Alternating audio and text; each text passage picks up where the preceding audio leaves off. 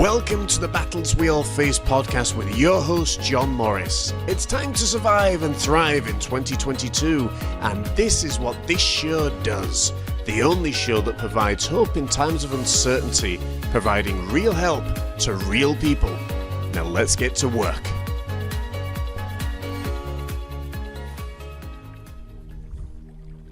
It is all a journey that we are on. From the moment we wake up to the moment we go to bed, it is all a journey. You are not late, you are not early, you are exactly where you are meant to be at the exact moment that you are meant to be in. Too many times people come to me saying, John, I feel like I should be further on than where I am. To which I respond, why do you feel that way? And there's some people will say, well, I'm 36, or I'm 46, or I'm 56. I should be much further on in my life. And they get frustrated. And I simply say to them, do you know why you are not further on in your life than what you believe you are? And of course they come back and say, no. And I say, because you, number one, are not grateful for where you are at. And number two, you believe you should be further on than where you are.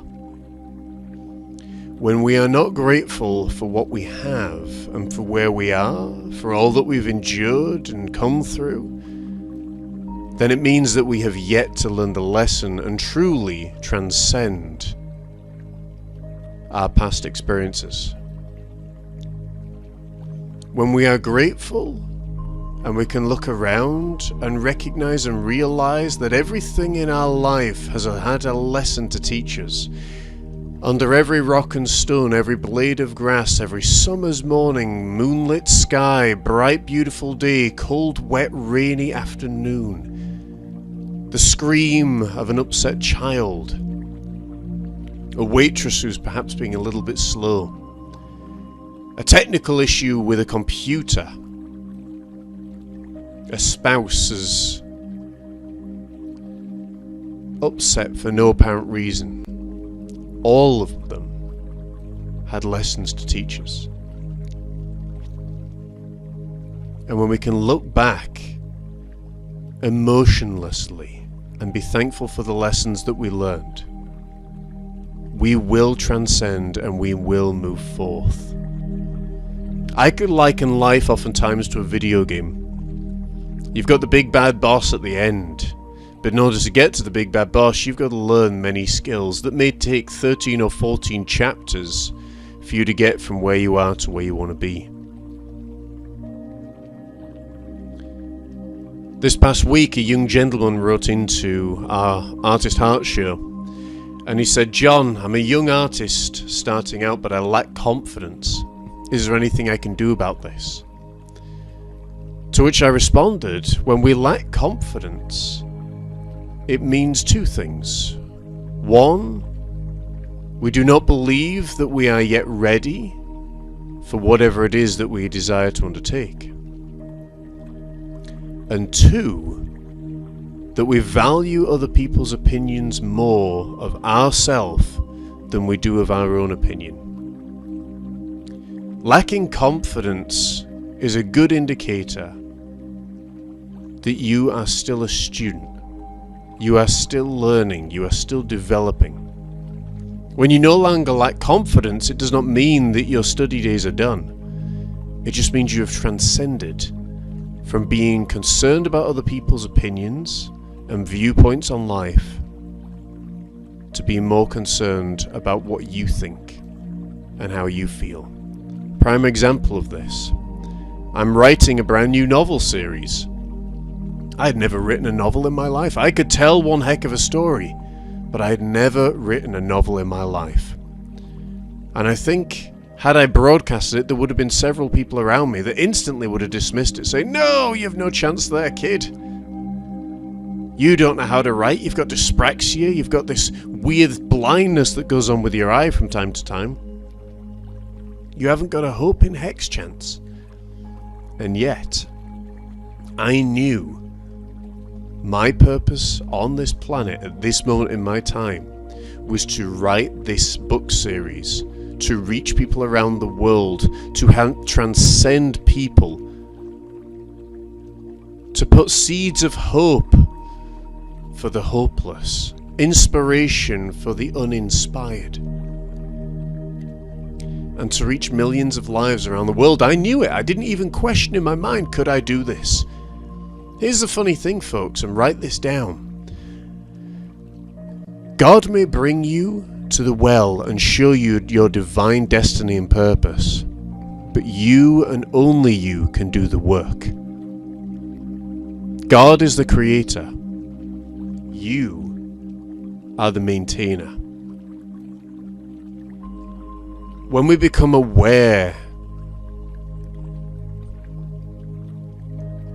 of our need still to grow, this is a beautiful place to be. It keeps us as students. You always want to be the student, never the teacher. By my definition, what happens is a student is someone who continuously learns and studies and develops and goes far beyond any expectation of them. A teacher is someone who believes they know it all about a specific subject, or enough just to get by, enough to teach others, and they teach others, and they stop learning themselves, they stop growing. And the sad thing about it is, anything that stops growing dies. It withers and dies. We are here on this earth to grow. We are here on this earth to thrive, to flourish, to experience life. Someone told you a long time ago that you were never meant to change. That is one of the only truths here on earth. And that is why when couples say to one another, "Oh, I'll never change, oh, I'll never change," I said, don't lie to each other. I said, don't lie to each other. And they said, what do you mean? And I said, well, you're gonna change. You're gonna get older. Your hair's gonna change. Your face is gonna change. Your hair's gonna fall out. Your face will become droopy. Your bosoms will dangle to your knees. Your testicles will fall to your feet. You'll get grey hairs in places that you didn't think were absolutely possible. Where once a six-pack layer will just become a smooth mound. Your bodies are going to change, but not only that, you as people are going to change. And if you go into a relationship believing that you're not going to change, you're starting out your relationship as a lie. It is all a journey. It's a beautiful, beautiful journey. Don't be afraid of change. You don't lose who you are, because the you that you are is not the you that you think you are. You're a divine spirit having a temporary human experience. Over the last couple of years, I've gone through some pretty major changes in my own life, many of which have taken my immediate family by shock and surprise. I no longer sit in church every Sunday morning and hand raised high. In fact, I haven't done that in many, many years. But I am the most spiritually awakened, divinely aware I have ever been in my entire life. And I'm still learning. The reason that this is called the Great Journey is because I want you to know I am still learning. I don't sit there every single day in a wonderful state of bliss and awe. But here's the sad thing. When I don't sit there in a wonderful state of bliss and awe, or remaining peaceful and focused as to what I'm doing, I become distracted of the things of the world. Father Time on his wily steed just allows time to go forward and go forward and go forward. And more and more and more of my life disappears when I'm not in spirit, when I'm not inspired, when I'm angry or frustrated. And that's the same for you. When you get so angry and frustrated, if you knew that every time you got angry or frustrated or wound up or upset with another person or even yourself, that you were losing 1, 2, 5, 10, 15 days every single time out of your life, that you were robbing yourself of those days, you'd become a little bit more careful with how you think. For all of this begins as a thought. Everything begins as a thought. There is nothing that you can see, hear, touch, taste, or smell that has not come from a thought. Thoughts are powerful. And when you realize this, you become very, very careful of your thoughts.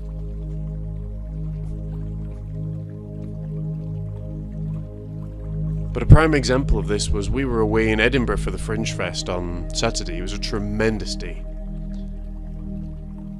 I came back on Sunday, and because I was tired and because certain conversations had gone on over the weekend and everything, I allowed myself to get really frustrated and upset. And what tends to happen is with me, it snowballs, whether it's because of mental health, whether it's because I don't stop it, whatever the reason, the reality is, the result is stress, upset, nervous energy, pains in the stomach, flares up of colitis, who knows what else goes on. Every time you get angry and you lose your center,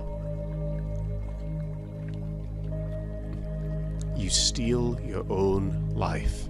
You commit suicide in stages. I want you to close your eyes and I want you to imagine a 12-hour clock. And when the two hands are joined together, you are at your most central, you are at your most peaceful, you are at your most divinely aware, appointed place of being. When you start getting to the 5 past, the 10, the 15, the 20, the 1, 2, 3, 4, every number you move from 12 takes you away from your divine nature, from your balance, from your center, from your source, from your focus, from the Holy Spirit, and you become less and less of your true self. When you reach 6, you're as far away from your divine self as you can possibly be. And it only goes one way. That's the time that most people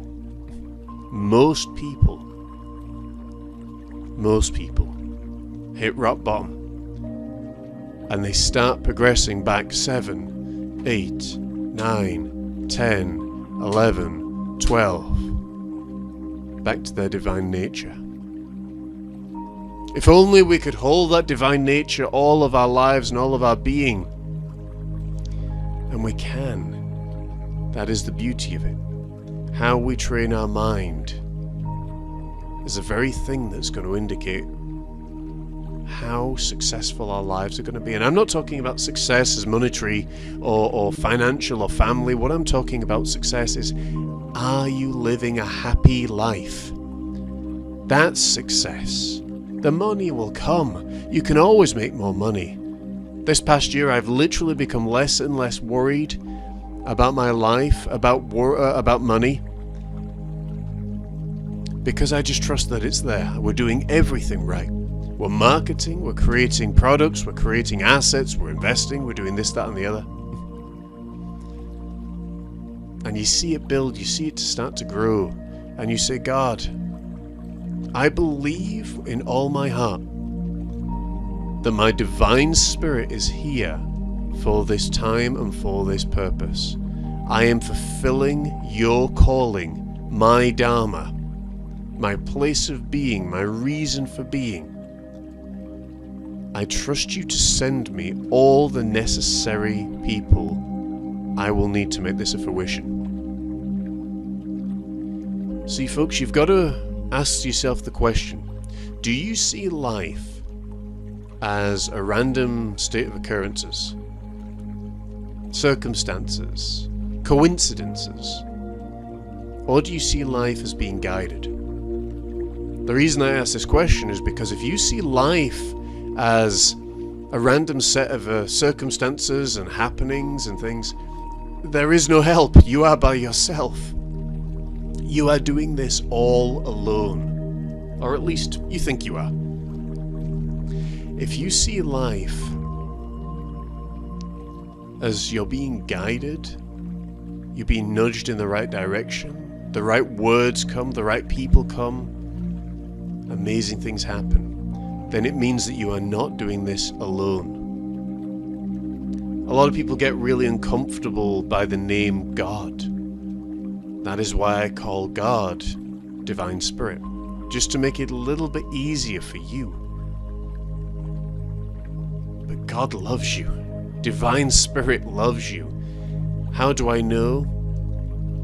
Just look around. Look around your world. Look at the beautiful blue sky. Look at the grass. Look at the smile from people when you're out and about on the streets. It's so easy to get fixated on the negative. And guess what? If you get fixated on the negative, then all you're going to attract into your life is more of the negative. So as a man thinks, so he becomes. I want to translate that to as a person thinks and believes and focuses upon, that is what they're going to attract into their life. Trust me, I know this from first-hand experience. My sister-in-law, I love her to death, I really do, but her and I reflect off each other, I think, more than any two people I've ever encountered. And there had been times in my life when I have felt ecstatic, and I couldn't wait to see her. I couldn't wait until she came over. I couldn't wait for her hugs. I couldn't wait for her energy and for her to talk and everything. Because she tells some fantastic stories, and she's just a beautiful human being. And there have been other times when I have been so thoroughly miserable that I did not even want to see her or extended family. I didn't want to see anybody. And guess what? In both instances, she reflected back to me the very energy that I put out. As you sow, so shall you reap. Or as Charles Stanley said it, we reap what we sow, more than what we sow, later than what we sow. I felt that anger, I felt that frustration, I felt that upset. And guess what? My darling sister-in-law would come over, and she'd be angry, she'd be frustrated, she'd be wound up, she'd be difficult to be around. She's a teacher, she's got a loud voice. She'd be on her phone, she wouldn't want to engage, because she could feel that energy. She is so perceptive, and she doesn't even know it.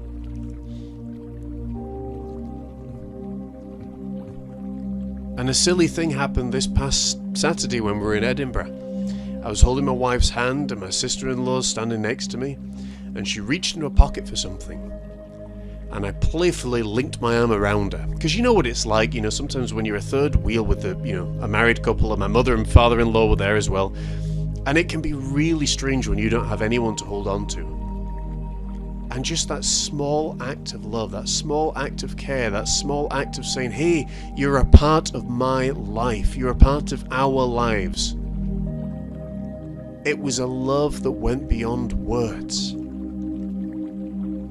And I linked her arm and we walked all the way up, the three of us, arm in arm, right up to the mile. And it was wonderful, and the smile that was on her face was magic.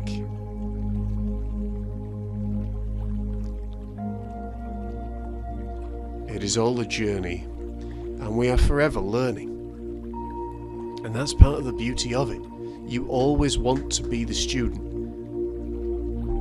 You'll become the teacher naturally, because you'll know all these things and you'll be able to share them with people. And it's so exciting. And it is so magical. And I love it. And I have to train my brain every single day. As many of you know, many years ago I unfortunately had some pretty serious events that happened in my life. And they really reshaped my personality. But it has taught me so much. I had to go through all of that. I could sit there and be bitter and miserable and frustrated and angry and upset and all that negativity that we spoke of earlier on. Or I can realize I had to go through that. It had a divine purpose. It had something incredible to teach. And I now no longer look back. I take each day at a time. But I don't look back and say, oh, well, God, how could you allow that? How could they have done that to me? And I've been there. I get it. How could they have walked out on me? How could they have spoken and treated and bullied me in the way that they did? They only knew what to do at that point in their lives.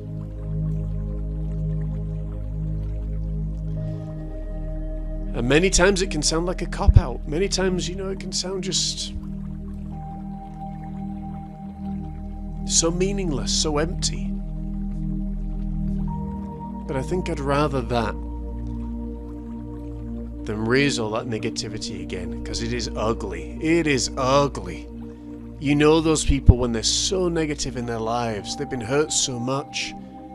Nowadays I sit down with them, I say, would you like to change your life in literally, 10 minutes? And some of them are at that point where they're so sick and tired of feeling miserable that they're like, yes, John, I would. And I say, right, we need to get you thinking differently.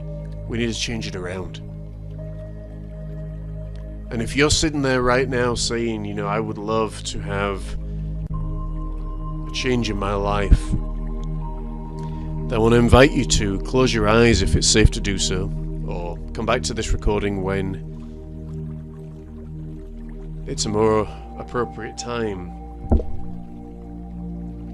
I want you to just close your eyes and I want you to listen to these words. They were the words that were spoken to me by one of my teachers, a marvelous man by the name of Wayne Dyer. And over the course of the last 2 years, I feel that I have listened to so many of Wayne Dyer's teachings that I could almost read them to you ad lib. And yet, I feel that I have still so much to learn from this incredible divine being who I love and I miss tremendously, though I never met him.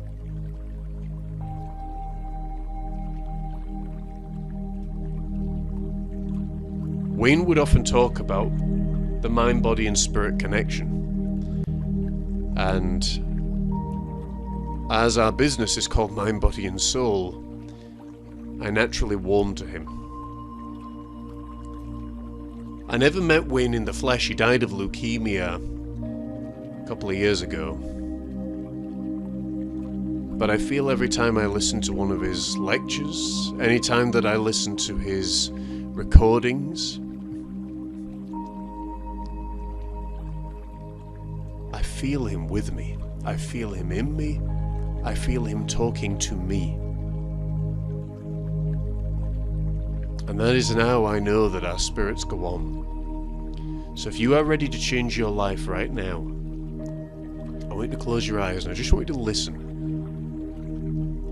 None of this has been scripted. None of this is scripted. Not now, not ever. So whatever comes out, comes out. I know that I am divine spirit. I have the power within me to choose my thoughts, words, deeds, beliefs. If there is something in my life that is hurting me or hurting others, I choose to stop it right now. And I choose to impart a new belief, a new action, a new way of being. I am an amazing divine spirit, having a temporary human experience. I have the power within me to attract all the love that I desire. Because I am love, even if you don't feel it. Change your thoughts and change your life. I know that I am here for a divine purpose. I am not here by mistake. I am here for a reason. I matter to my family, to my friends, to my divine spirit. I am God. I came from God. God breathed his life into me, and I am divinely God. with all powers and privileges that brings forth.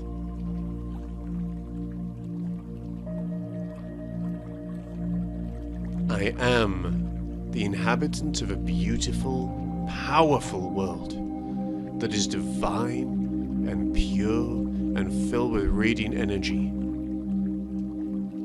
I am complete health, healing, abundance, wealth, prosperity, love, divine being, kindness, joy, faithfulness, patience, goodness, self-control, awe, wonder. I am all these things and all so much more. I am blessed beyond measure. I am thankful for the roof that is above my head. I am thankful for the floor that is underneath my feet. I am thankful for the socks I wear upon my toes. I am thankful for the shorts upon my thighs. I am thankful for the seat that I sit in, the microphone which I speak into, the computer which records all of this and provides an incredible way for me to reach people around the world. I am thankful for the walls that support my house, for the paint that sits upon them, for the door that keeps me warm, for the windows that keep me protected. I am thankful that I am divine light, energy, wealth, prosperity, guidance, and success. I am thankful for the successful life that I live. I am thankful for this day which changes everything. I am thankful for this day which changes everything. I am thankful for this day which changes everything. I am thankful for the divine being which I am. I am thankful that no matter what my external world may look like, my internal world is now changing, and soon, and very soon, my external world will change likewise. I am thankful for my divine purpose, my reason for being here. If you do not know what your divine purpose is, do one of two things, or perhaps do both of them. Ask God directly, what is my purpose of being here? What is it that you want to do? Or more simply put, how may I serve you? Secondly, your divine purpose is probably the very thing that you love and enjoy doing the most.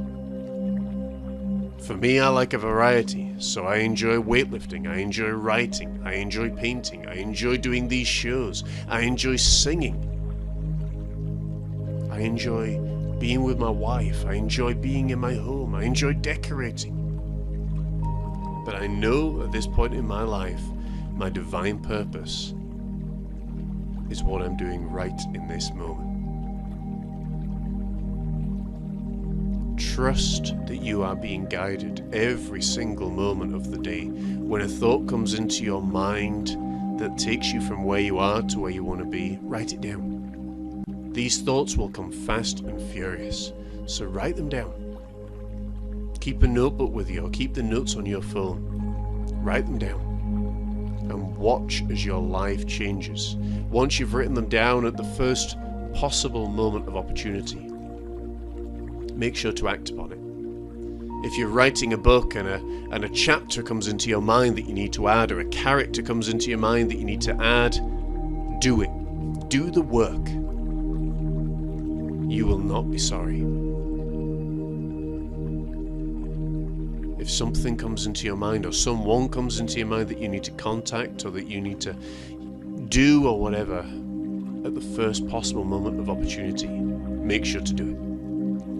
And remember, my friends, above everything else, that you are a divine being having a temporary human experience. You are being guided, you are loved, you are cherished. You're loved enough for me to sit here on a Wednesday afternoon recording this to you from my home in Scotland to wherever you may be around the world. You are divine. Namaste, my friend. God bless.